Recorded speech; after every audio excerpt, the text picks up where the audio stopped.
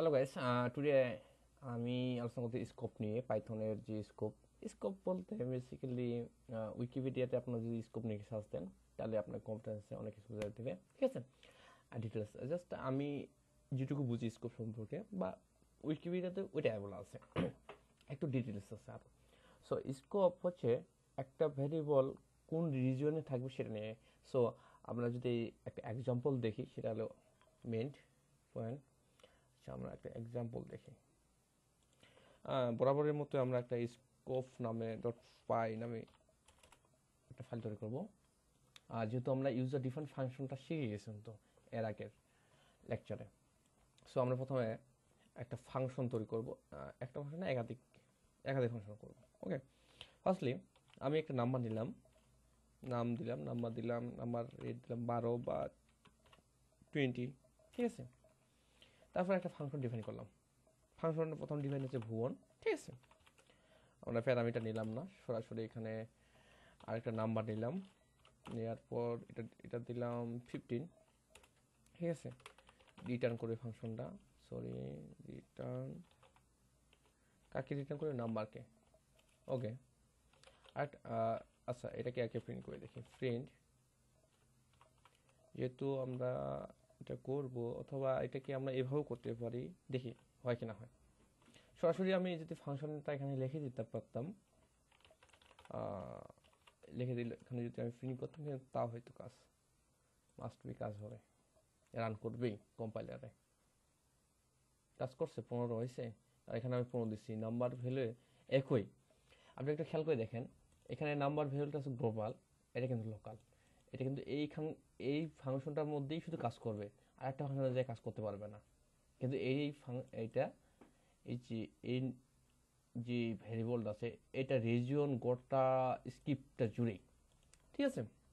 ওকে, এর কাজ করতেছে। আমরা আরেকটা টেস্ট করতে চাইলাম, কি টেস্ট করতে চাইলাম, যদি ফাংশনটা আছে, এই ফাংশনটাকে নেমটাকে যদি একটা ভ্যারিয়েবলের মধ্যে নিই, তারপর এটা প্রিন্ট করি, তাহলে কিন্তু আরেকটু এখানে কোডটা মনে হয় এত জেম হতো না। তাহলে আমরা একটা কাজ করি, F1, এটা নাম দিলাম F1, যেহেতু আরেকটা ফাংশন করবো আমি। ফান ওয়ান আছে, আমি সংক্ষিপ্ত FUN-তে ফাংশন ধরছি, আর ওয়ান, ঠিক আছে। এবার এখানে লিখে দিই ভুবন, মানে ফাংশন নামটা, ঠিক আছে। তাহলে আমার এখানে এইটাতে এইখানে ভেরিয়েবলে যাওয়ার আমার দরকার নাই, শুধু এখানে ফান ওয়ান দিলেই হবে। Next, run. ওকে, আমাদের কাজটা হয়ে গেছে। সো এরপরে আরেকটা ফাংশন তৈরি করি। এটা গেল একটা ফাংশন, আরেকটা ফাংশন আমরা তৈরি করি। ওকে, ফাইন, ভেরিয়েবল দিছি, আরেকটা ফাংশন তৈরি করি, ডিফাইন ডিফাইন ডিএফ, মানে ফাংশন ইউজার ডিফাইন যে ফাংশন তৈরি করা হয় সেটাই, ঠিক আছে। সো আরেকটা ফাংশন আমি রয় নামে নিলাম,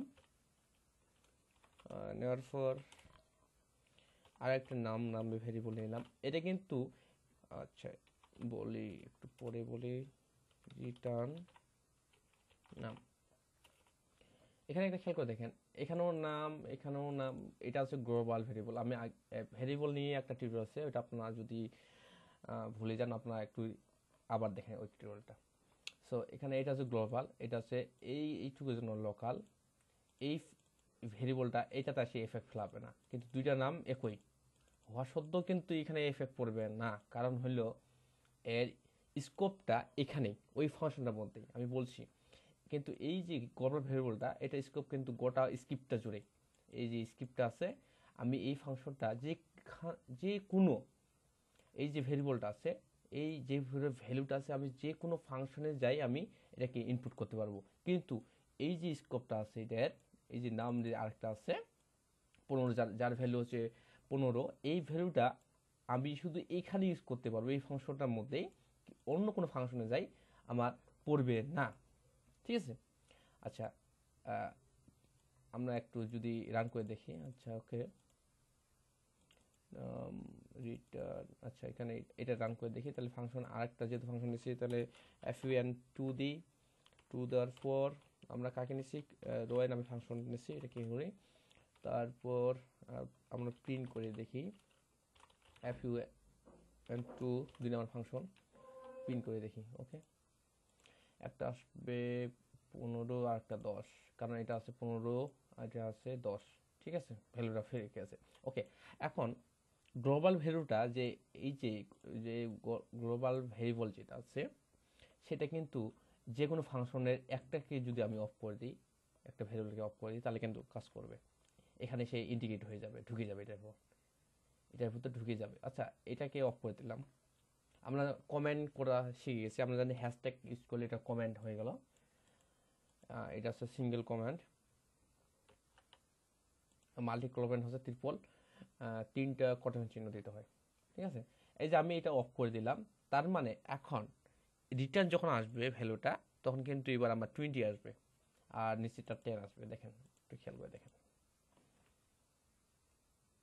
20 একটু হয়েছে, ভালো দেখেন।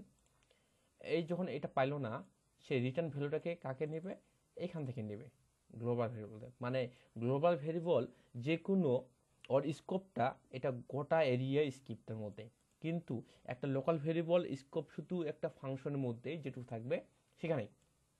এখানকার ভেরিয়েবলের মানটা এখানে আসে ঢুকতে পারবে না। আচ্ছা, সাকসেস, আমি এটা অফ করে দিলাম, এটাকে অফ করে দিলাম। তাহলে দেখা যাচ্ছে যে এখানে নাম নামে একটা ভেরিয়েবল আছে, এনভিএম, এখানে নাম আছে, নামটা নাম্বার বুঝাইছি আমি। ঠিক আছে, আপনারা ফুল নামে দিতে পারেন। তো মানে যদি এই স্কোপটা এটুকু না হয়, তাহলে এইটা কিন্তু এখানে যাওয়ার কথা, কিন্তু আমরা একটু রান করে দেখি, যাবে না ওখানে।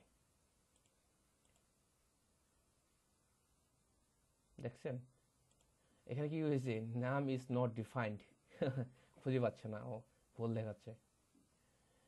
সো এটা হচ্ছে স্কোপের ব্যাপার, যে একটা স্কোপ হচ্ছে এই ভেরিয়েবলটা যেমন গ্লোবাল, তার মানে স্কোপটা গোটা জুড়ে, এরিয়া জুড়ে। আবার এই ভেরিয়েবলটা এই ফাংশনের মধ্যে সীমাবদ্ধ, তার স্কোপটা এটুকুই। ওকে, দ্যাট ইজ স্কোপ। হোপ আপনারা বুঝতে পারছেন। না বুঝলে, যদি এখনও না বুঝে থাকেন, তাহলে আপনারা মাস্ট বি কমেন্ট করবেন, কমেন্ট করে আমাকে জানাবেন কোথায় সমস্যা। ঠিক আছে, কোথায় সমস্যা হচ্ছে বা কোথায় ভুলতে অসুবিধা হচ্ছে আপনি জানাই দেবেন, আমি আপনাদেরকে সাহায্য করব আশা করি। ঠিক আছে, ওকে, ভালো থাকুন, থ্যাংকস।